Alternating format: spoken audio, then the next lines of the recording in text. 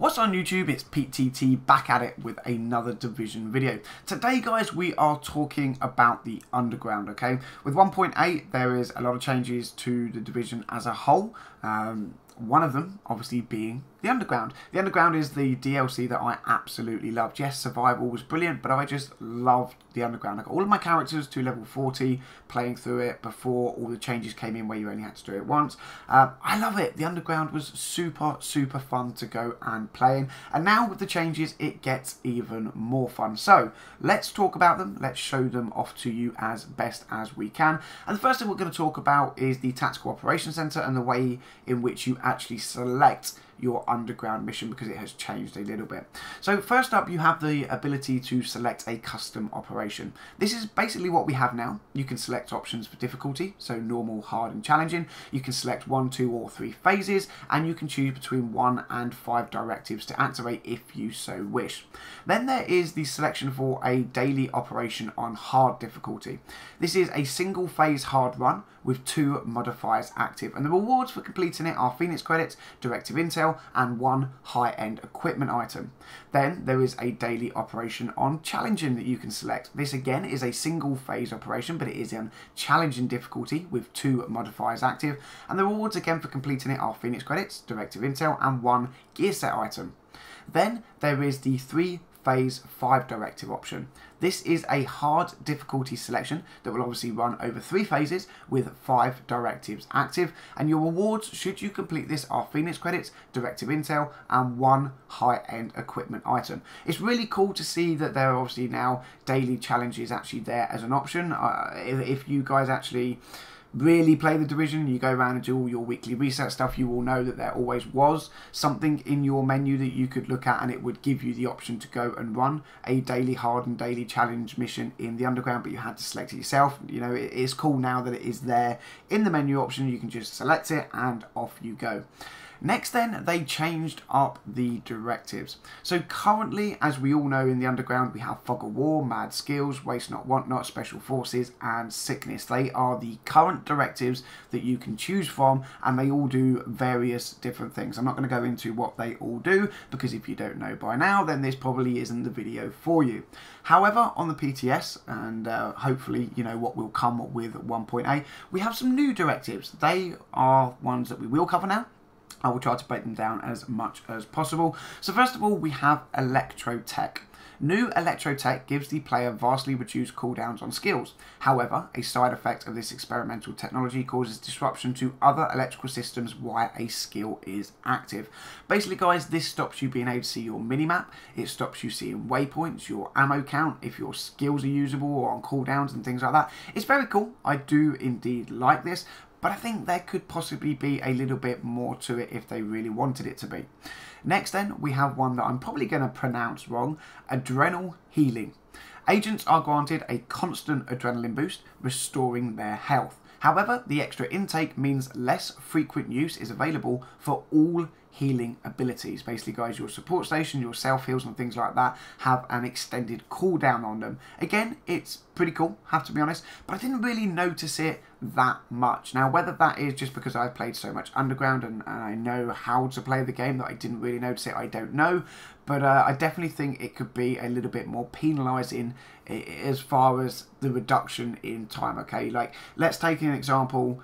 Your current healing cooldown is 30 seconds. It feels more like going into the Underground with this directive gives you 35 seconds. It doesn't seem to feel like it is a massive difference, so I would definitely maybe like to see that tuned a little bit so that there is a longer cooldown on your healing abilities.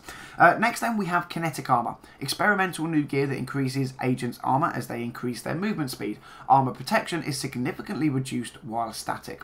Basically guys, if you run around and you're constantly moving, then you will take less damage, but if you stop moving and become a static target, you will take significantly more damage. Again, it is pretty cool, but again, I didn't really notice the difference that much. Maybe that again is because I'm just used to running around and moving, I don't know, but it is a cool directive nonetheless. Then we have Compensator. experimental tech that gives all weapons extra stability when firing down sights. However, due to the weight of this tech, agents have decreased ammo capacity. Now, if you guys remember the waste not, want not directive that we currently have in the division, rounds left in the magazine while reloading are lost, enemies do not drop ammo, and the starting ammo count is reduced. Well, I always notice that. If I go into the underground now, as the division stands, and I have previously many a time, you really notice going in and not having a very good starting ammo capacity. In fact, most of the times I run through with 3 phases, 5 directives, and that waste not, want not directive is active, you really notice the ammo count being lower, but you also, constantly run out of ammo, or at least this is my personal experience. However, going into the PTS, going into the underground, I didn't really notice the difference. I still started off with well over 1,000 rounds, which is plenty. I didn't need to restock at the end of each phase, and I never ran out of ammo. So maybe this again does need a little bit of a tweak, because I feel the waste not, want not directive that we have now was definitely far more punishing than the compensator one that we have in the PTS. But again, it is a PTS, things are subject to change, so we will have to wait and see. And finally, to me, what is the most fun directive that I have played with to date, and that is shock ammo. Specially designed magazines allow for permanent shock bullets, but with constant fire, this can cause it to be unusable for a short time and potentially shock the agent. Now, this is this is just exceptional fun, guys. Okay, we went into the 3 phase 5 directive last night. You are seeing that footage in the background currently, and at first we kind of went into it without really looking into and reading the details of all the directives. So we started firing our weapons and we kept getting shot, like constantly. If you spam your MDR or using an SMG or even an LMG, you will get shocked an awful lot of the time. And the status effect shock that you get is similar to a shock grenade or a shock turret when you're in the dark zone and things like that. It is pretty annoying, but with the underground obviously being less penalising than a PvP environment, then it is just funny. we were running through and it's just like constantly, oh no, there, I'm shocked again. Oh no, shocked again, shocked again, shocked again, shocked again, shocked again, shocked again. Basically, guys, you really have to keep an eye on the bar above where all your skills are. As you're firing, the bar will go from blue to red. When it gets to red, you really do need to stop firing, or you stand a chance of being shot. And again, while it's not overly penalising, even on a 3 phase 5 directive, it can be a tad annoying, but it can also be a lot of fun as well. And that is all of the new directives. They are extremely fun.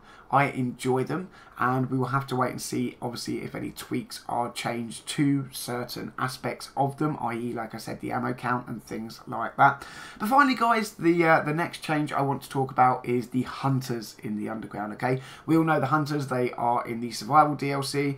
They are pretty cool. They are a very fun AI that was added into the division. They think like agents, they move like agents, they have skills. Well, they are now in the underground, and they have a chance to spawn the more phases you do. So when we were playing through last night, we did a few runs. We only encountered them on the 3 phase 5 directive version. We didn't experience them in any of the single phases, only on that 3 phase. And they're really, really cool. You know, it definitely adds a new way to play. I love the fact they've added the hunters into the underground. Now let's hope they take the next step and add them into the open world, maybe. Hint, hint, massive, please. People have been saying it for a very long time. It would be awesome to see the hunters out there in the open world. Now, the hunters have a chance to drop exotics and face masks. Now, I have to be honest, haven't really played with any of the face masks. I haven't looked into any of the face masks. I don't know what kind they drop. I don't know how cool they might be, but it is of course nice to know that they can drop there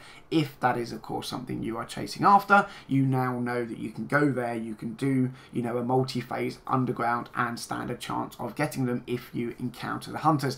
And that, guys, is all of the changes to the underground so far. Like I said at the beginning, the underground is a DLC I absolutely loved. I have so much fun going and playing playing it with myself, but also with teammates as well. It can just be an awful lot of fun. I look forward to going and spending more time in there over, you know, the coming days and trying different things, trying the different directives and seeing if there's kind of new areas and things like that have been added that they haven't mentioned. But again, all of that will come in time. Hopefully, guys, you found the video helpful. If you haven't jumped into the underground and you've got the PTS, I highly recommend you do so.